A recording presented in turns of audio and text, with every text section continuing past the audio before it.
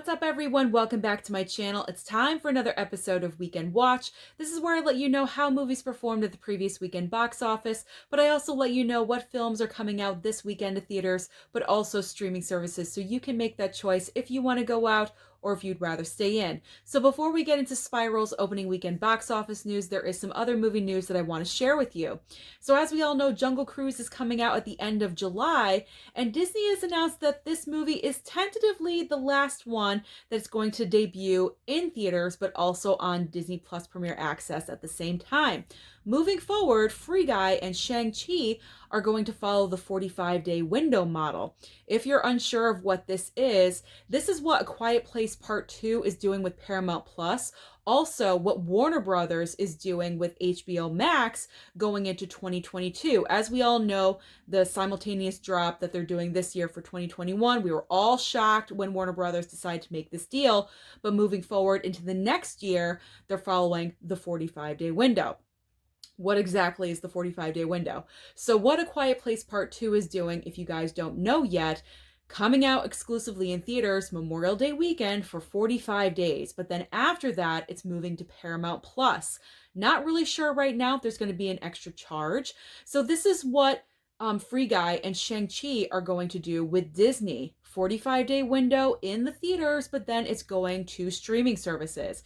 Now, Shang-Chi, I can see going to Disney Plus because it's Marvel, but with Free Guy, I can see it going to Hulu because, as we know, Disney kind of merged with Hulu. They have a deal together. So Hulu's kind of the more adult Disney Fox content. So I can see Free Guy winding up over on Hulu. Again, I don't know if there's going to be an extra charge. I can't imagine Disney Plus Premier Access charging $30 for a movie that has already dropped in theaters for 45 days. I'm not sure about that. But the big question with how they're doing this, is this the new way now of how we're going to see our movies? Now that streaming services are so prevalent in all of our lives, this pandemic has completely changed everything according to entertainment. So now streaming services are a part of our everyday life. Is this the new way? I personally come from the days of big budget movies that are a success being in the theaters for up to 6 months if they're making money. And now it's 45 days. Can you believe it? And it's already going to streaming services. We are living in the time of where we have to evolve and change with what is happening around us. Nowadays, people want things right away. They don't want to wait too long for things. So I can really see this being the change of how we evolve into how the box office goes from 45 days in the theater and then we get it onto streaming services. Crazy, isn't it? It's so crazy, but we gotta roll with the times. If this is how it's gonna be, this is how it's gonna be. So if you don't want spoilers, you're gonna have to go out to your movie theater on opening weekend so you don't get any spoilers thrown your way. So that's what's going on with future movies. But what is going on in the box office right now? How did Spiral perform in its opening weekend?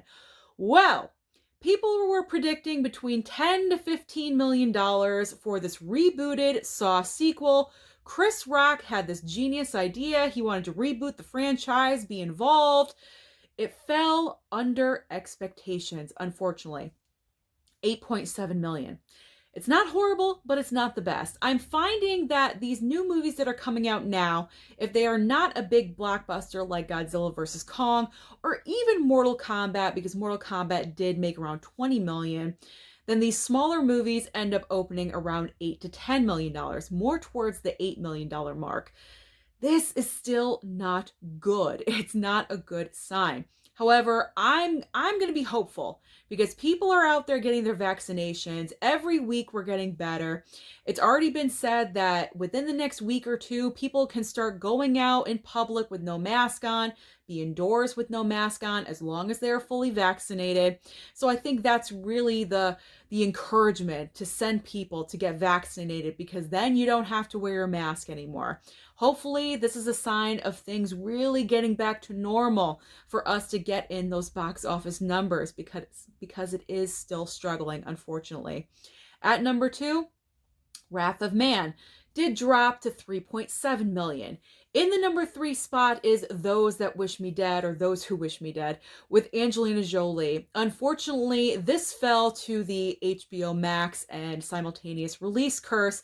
I have a feeling because this feels more like a streaming movie to me, that's where people watched it. People did not go out to the theater to see this movie. It only made 2.8 million. So unfortunately, it really wasn't marketed that well. It certainly wasn't gearing people to go to the theater to see it. I'm personally going to watch it at home tonight on HBO Max and be comfortable in my blanket and just stay indoors. I don't know. I just don't want to venture out to see this movie. And then in the number 4 spot, Demon Slayer with 1.7 million. What is new to the box office this coming weekend?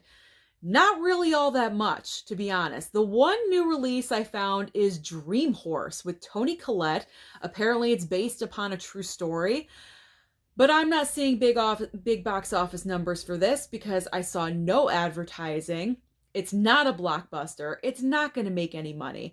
So on the plus side, Spiral has another weekend to make some money. Then the weekend after that is really going to be telling because we have both A Quiet Place Part 2 exclusively in theaters, but also Cruella in theaters, but also on Disney Plus Premier Access. So it's really going to be awesome to see what is going to happen with that dynamic on Memorial Day weekend. But what about streaming? What is new to streaming this weekend?